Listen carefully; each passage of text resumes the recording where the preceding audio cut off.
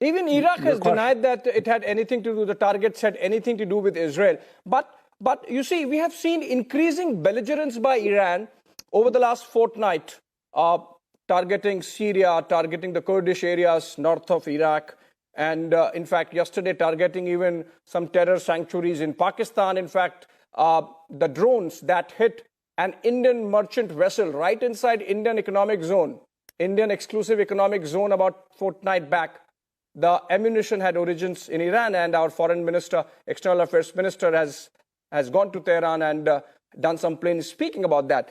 But the point is that the kind of capability that this axis has developed, Iran, Syria, Lebanon, Yemen, if you look at it, and Friday, the United States, United Kingdom carried out major strikes inside Yemen, in the Houthi areas, in Sana'a, in fact.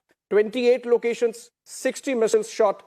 And despite that, on Tuesday, which was yesterday, the United States had to carry out one more attack. And 4 missiles that were ready to be launched into the Red Sea, targeting the shipping, merchant shipping, they had to be taken down.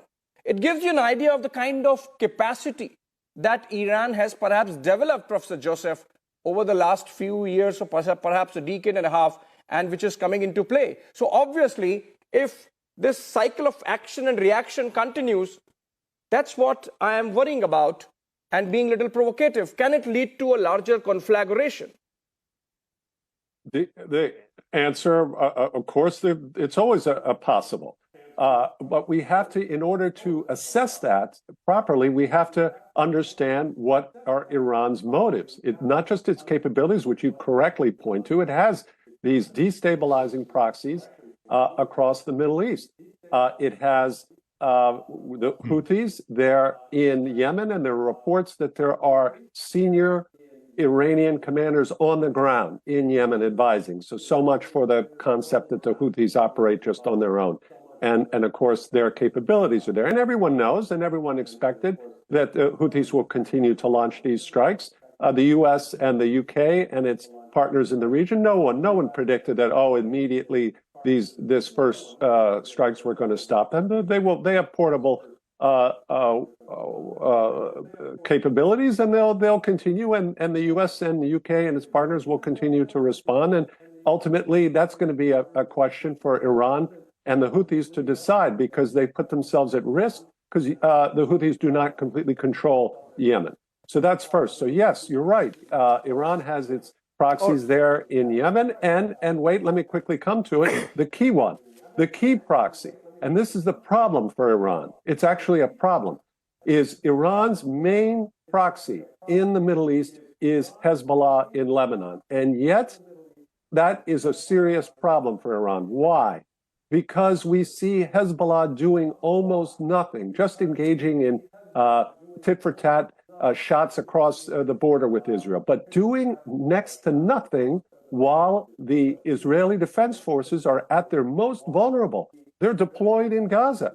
If you are the axis of resistance, like Iran says, well, this is your great opportunity to show, and yet they do nothing. Hezbollah has done almost nothing, and the question is why? The question, and the answer is because Iran doesn't really care about Palestinians. Iran cares about Iran. And Hezbollah is there as so-called, what they call in Iran, forward defense for Iran. And what Iran is most concerned about is regime survival. Professor Joseph, please. Yeah, I mean, what we are discussing is these small triggers here and there, a cycle of action and reaction, creating a tinderbox, which just needs one spark. Let me go to London and to Lord Rami Ranger. Just try to understand the Europe view also, Lord Ranger.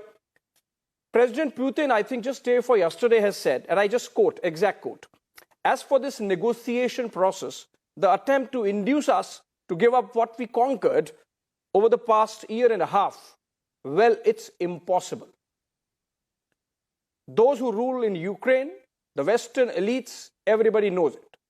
So I think he's throwing the challenge, President Putin, that do what you want to do. what we have taken by way of the Donbass republics is ours. So what does the West do now?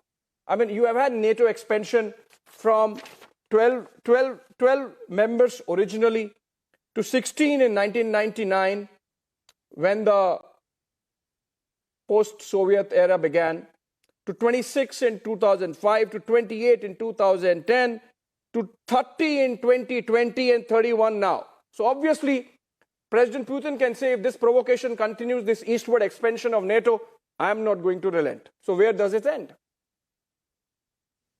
I think the role of United Nations has become very, very important because in this global village, when the world has shrunk and the effect of war or conflict in any part of the world are felt in every part of the world.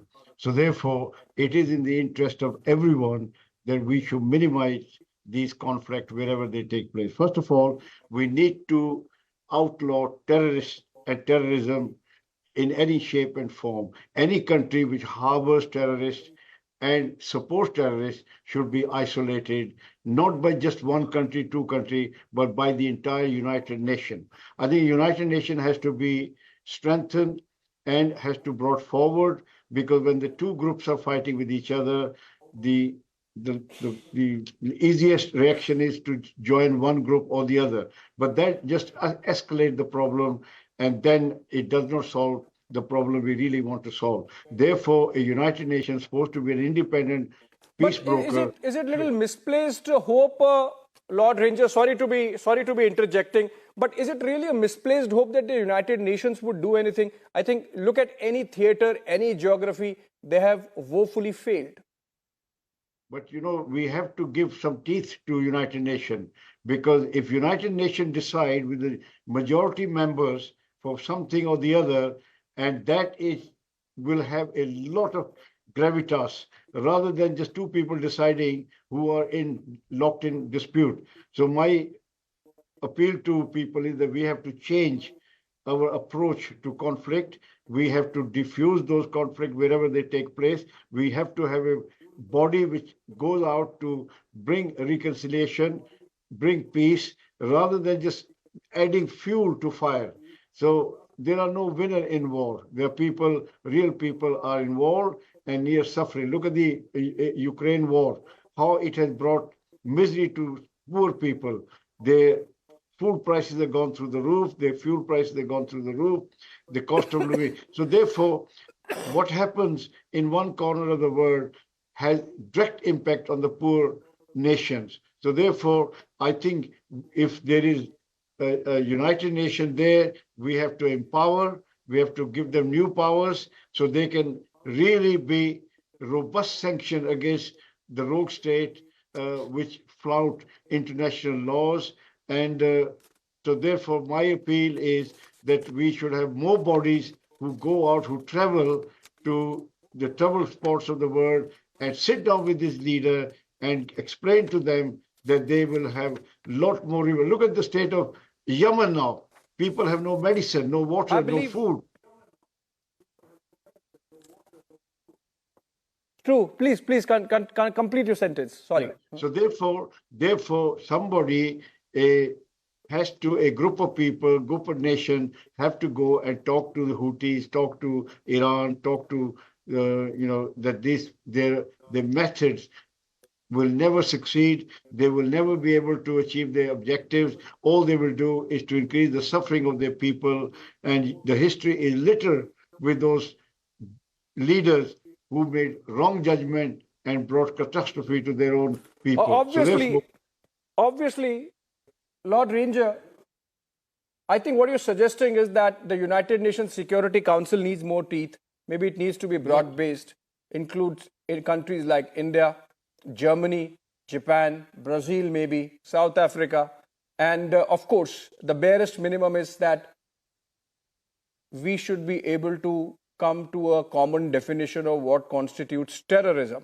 I think that's the barest minimum, which challenges the intellect of the collective intellect of the humanity on the United Nations platform. I believe I have really run out of time. So I'll come to bring this conversation to an end.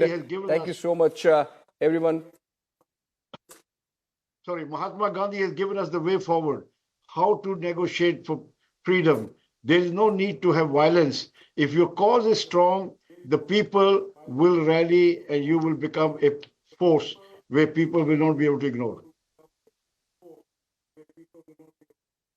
Obviously. So, I still wanted a little more element of China to come in, because remember, a lot of Iranian military adventurism that we are seeing post October 7 is also happening post some meetings that the Iranian leadership has had with Beijing, with President Xi Jinping. So whether there is this element of China winking at what's happening in the Middle East, that's what I wanted to discuss. But unfortunately, I have really run out of time. So I would say thank you so much for all our guests for joining us. Einar, Tangent for joining us from Beijing. Yeah, please complete. I'll give you 30 seconds. Please complete. Einar, you were saying something.